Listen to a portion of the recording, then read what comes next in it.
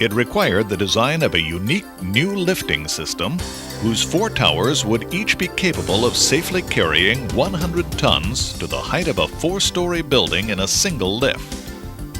This was just one of the engineering challenges which Schuler Incorporated called on Atlas Industrial Contractors of Columbus, Ohio to solve. The press, one of 2 2,500-ton capacity straight-side stamping presses to be used by General Motors de Mexico in its new stamping plant, had just been rebuilt by Schuler. Because the press was being assembled only for testing in a temporary facility, there was no pit available in which to recess the bed.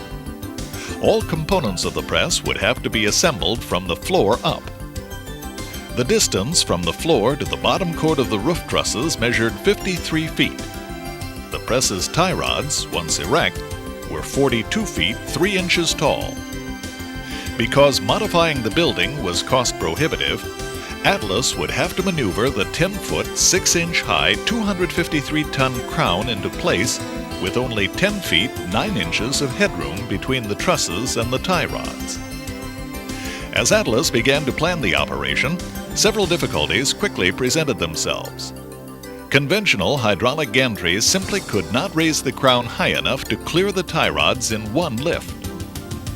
What was needed was a movable tower system capable of lifting 253 tons to a clear height of 42 feet, traveling the length of a 220-foot runway set on the exact center line of the 2 presses, while supporting the crown above the header beams, then lowering the crown through its own structure and landing it precisely in 8 machined keyways. And because the tower had to swallow the press's uprights during the move, it could not be cross-braced in the lateral direction.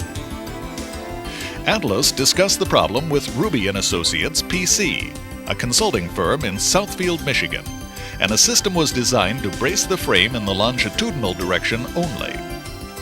Equally important, Ruby & Associates devised a way to overcome stability problems which would be certain to result when the load's center of gravity was above the top of the tower. Because of size constraints, the tower had to be very compact in length and width. A W30 lifting beam was the deepest member which could be used and still pass over the tie rods. The result was a structure that was tall, thin, very strong, but also very top-heavy, with a high overturning moment when loaded. And the asymmetrical weight of the crown would create different loads on each of the 4 towers. Especially important was the need to keep each tower plumb within a 1/2-inch tolerance when loaded. Any more than that would throw the tower outside its allowable overturning moment. To address this, a center loading rocker would be employed to distribute the weight evenly down the sides of each tower.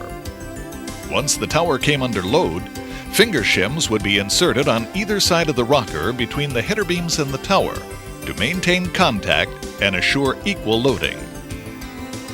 Design, construction, and employment of the tower had to be accomplished without the overturning moment exceeding 85% of the resisting moment. To lift and hold the weight, Atlas selected 4 PSC heavy lift strand jacks with a capacity of 180 tons each. 2 would be mounted atop each of the 2 header beams. But Atlas had additional criteria for the design of the system. The tower would have to fit Atlas's standard hydraulic gantry track and wheel assemblies. And the total system would have to be appropriate to other uses as well.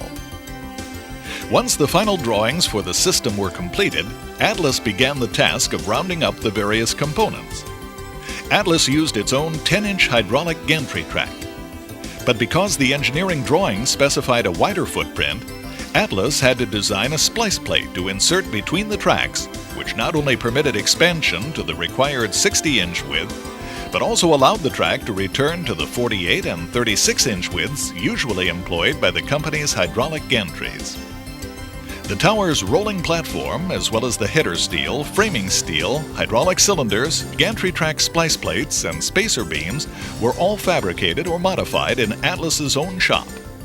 Atlas subcontracted the 4 towers in order to meet the customer's time constraints. With all the pieces in hand, Atlas Rigging Superintendent John Dean met with Schuler's assembly supervisor Scott Wilgus to integrate Atlas's assembly plan with Schuler's sequencing and stacking schedules. The preliminary flow schedule had to accommodate the fact that once the crown weldments had their gearing in place, they would be too heavy for the overhead crane in the building to move.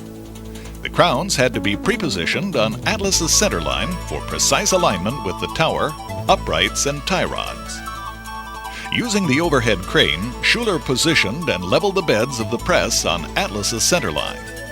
Under separate contract, Atlas had fabricated the stands on which the beds would rest during the assembly and test run of the press.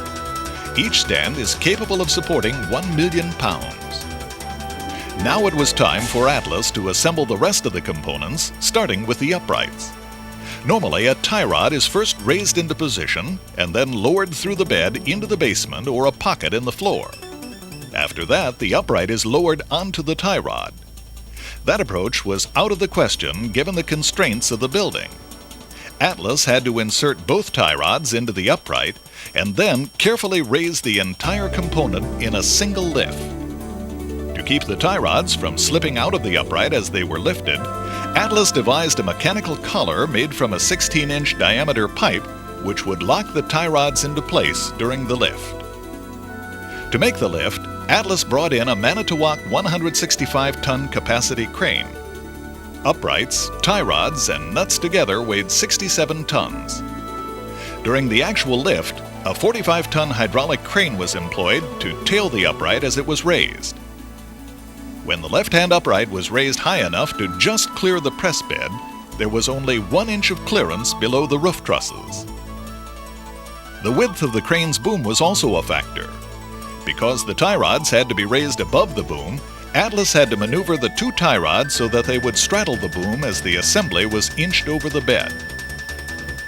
Once the left-hand upright was safely lowered into place and secured, the right-hand upright made the same trip. Next, it was time to move the slide into position. The slide, together with its die, weighed 100 tons and provided the first opportunity to employ the new tower system. Atlas used the same lifting configuration to set the slide in place as it would later use for the crowns. The slide first had to be hoisted high enough to clear the uprights. Given the minimum radius required for the lifting strands to double back on themselves after passing through the strand jack, there was only 1 inch of clearance between header beam and tie rods. But Atlas's engineering was flawless, and the slide moved smoothly into position between the uprights, then was carefully lowered into the machined ways of the uprights. Once in the ways, the slide was lowered further onto temporary stands which supported the slide until the crown was placed and slide and crown could finally be joined. Then it was time to seat the A1 crown, 25 feet long, 16 feet wide, and 253 tons fully assembled. All the planning that had gone into this moment was now put to the test. The tower system had to be perfectly plumb and remain so throughout the lift. The track on which it traveled had to be level plus or minus 1/16 of an inch throughout its 220-foot length. A vertical misalignment of just 1/8 inch at the base of the tower would mean a horizontal misalignment of almost 1.5 inches at the top. To make sure the tower remained plumb within less than a 1/2 inch tolerance, plumb bobs were installed at all 4 corners. With safety the paramount concern, it took an hour to raise the crown to its full height. Cautious at first because any more than a 1/2 inch deflection in the tower would put the structure and its load disastrously close to the overturning limit, Atlas's engineering calculations again proved accurate, and the lift was accomplished with precision. Now came the most crucial point of the entire project: moving the top-heavy load in its tall, thin, but structurally sound tower forward on its track.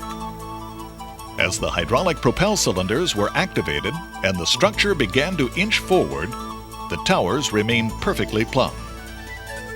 Once in place over the tie rods, Atlas began to lower the crown. There was only 1 inch of clearance between the flywheel and header beam, and 1 inch more at the other end as the crown passed downward through the tower. So precise was the alignment that the crown landed 1 time down in 8 machined keyways. Atlas never had to make a compensating move to adjust to its center lines. But the job was not done. With the crown in place, it was necessary to retrieve the W14 by 288 carrier beams and W36 by 300 lift beams, which were still sandwiched between the crown and the slide. Using the 45-ton hydraulic crane, Atlas extracted the beams with very little room to clear the machine surfaces of the press. The next day, Atlas began assembling the B1 press, a somewhat smaller and lighter version of the A1 press, using the plant's overhead crane to set the slide and the new tower system to set the crown. Later, Atlas disassembled both presses for shipment to Mexico.